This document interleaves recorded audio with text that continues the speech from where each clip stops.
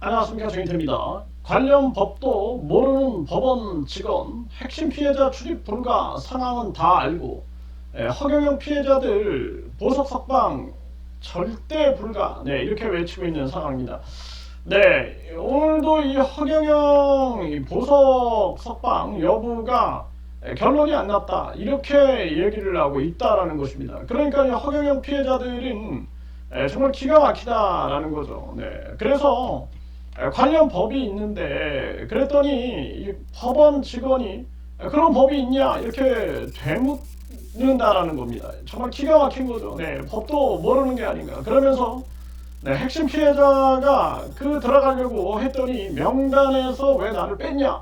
네, 그랬더니 이제 그것도 결국엔 들어가지 않았냐. 그게 알고 있다는 얘기죠. 네, 그러니까 이분이 누구인지 알고 있다는 얘기입니다. 그래서 핵심 피해자 출입 불가 상황은 다 알고 있다는 거예요. 그래서 왜 내 이름을 명단을 빼고 뭐 하는 거냐 그랬더니 결국엔 들어가지 않았냐. 그러니까 만약에 거기서 웬만한 사람 같으면은 그냥 포기하고 주저앉았으면 못 들어가는 거죠. 네, 그리고 나서도 보석 심사할 때는 다 나가라.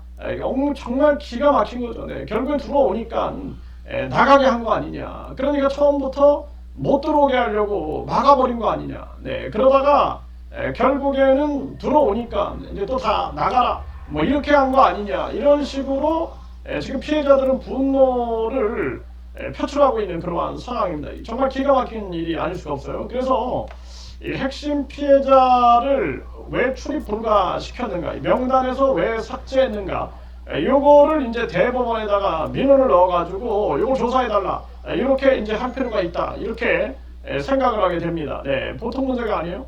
네, 그래서 이런 법이 있냐 되돌려 되묻고 있는 거죠. 되묻고 있는 거. 정말 어처구니가 없는 그러한 일이 아닐 수가 없어요. 그래서 많은 분들이 이거 외워야 됩니다. 이 법을 외워야 돼요. 그래서 이 형사소송 규칙입니다. 네, 형사소송 규칙 제55조. 네, 형사소송 규칙 제55조. 네, 법원은 특별한 사정이 없는 한, 특별한 사정이 없는 한, 보석 청구를 받은 날로부터 7일 이내에 그에 관한 결정을 하여야 한다. 네, 7일 이내, 그러니까 보석 청구를 받은 날로부터 7일에 그에 관한 결정을 하여야 한다라는 거죠. 네, 그러니까 이 허경영은요, 이 신청이 8월 18일에 이루어졌습니다. 그러니까 지금 한 달이 그냥 넘어버린 거죠. 한 달이 넘어버렸고요. 그리고 실질 심사를 한 것도요, 지금 지난 화요일이니까 벌써 지금 금요일입니다. 금요일. 그러니까 이것도 벌써 뭐 10일이 지나버린 거예요. 10일이. 네, 그러니까 정말 기가 막힌 거죠. 기가 막힌 거. 그러니까 법원은 특별한 사정이 없는 한, 이렇게 특별한 사정이 도대체 뭐냐라는 거죠. 특별한 사정. 이거를 집중적으로 캐물어야 된다. 이 특별한 사정이 뭐냐 도대체. 네, 그래서 제가 7일 이내에 결정을 해야 되는데 한 달이 지나버렸다는 거죠. 한 달이. 그리고 중요한 것은 핵심 피해자를 왜 명단에서 뺐느냐, 요거 아주 추궁을 해야 된다. 그리고 조사를 요청해야 한다라는 거예요. 왜 핵심 피해자를 명단에서 빼가지고 없다, 명단에 없다, 못 들어간다. 그러니까 강력하게 항의하니까 결국에는 이제 이분이 들어가게 될 수가 있었던 거죠. 그러니까 이 상황을 조사해야 한다. 그리고 왜 이 보석 석방 심사를 할 때 피해자들을 다 내쫓았느냐, 이것도 조사할 필요가 있다라는 거죠. 이게 보통 문제가 아닙니다. 그래서 지금 허경영 피해자들은요, 이 판사가 무슨 법 위에 앉아 있는 거냐, 판사가 지금 하나님이냐, 이 뭐냐, 이 법은 특별한 사정이 없는 한 7일 이내. 근데 한 달이 지났다는 거죠. 한 달이. 네, 이게 완전히 법 위에 군림해가지고 아니 법을 가지고 노는 게 아니냐, 이런 생각을 안 할 수가 없다는 거예요. 그렇기 때문에 우리 국민들이 지금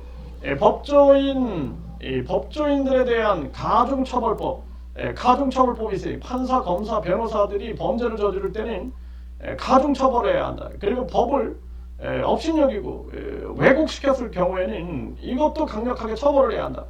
그리고 뿐만 아니라 이거 당연히 뭐 이거 직권남용, 직무유기에 해당하는데 이 자들을 누가 심판하겠습니까? 누가? 그래서 판검사 국민소환제가 필요하다. 판검사 국민소환제. 그리고 변호사들도 국민소환 자격 박탈제 이런 게 필요해서 자격이 안 되는 그런 변호사들 많아요. 변호사들이 자꾸 이 범죄에 막 연루되는 자 많죠.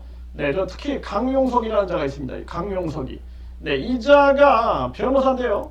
이 자가 그냥 계속 범죄에 연루되지 않습니까? 그러니까 이 강용석이 같은 경우에는 변호사 자격을 박탈시켜야 된다는 거예요. 그래서 변호사 자격 박탈, 국민소환제가 필요하다라는 것입니다. 이게 굉장히 중요한 거예요. 여기에다가 뿐만 아니라 이 판검사, 변호사 전업금지. 그러니까 판사, 검사, 변호사들이 연결돼 가지고 이 문제를 저지르는 게 많은 거죠. 이런 것들을 완전히 뿌리 뽑지 않으면 안 된다. 보통 문제가 아니다라는 것입니다.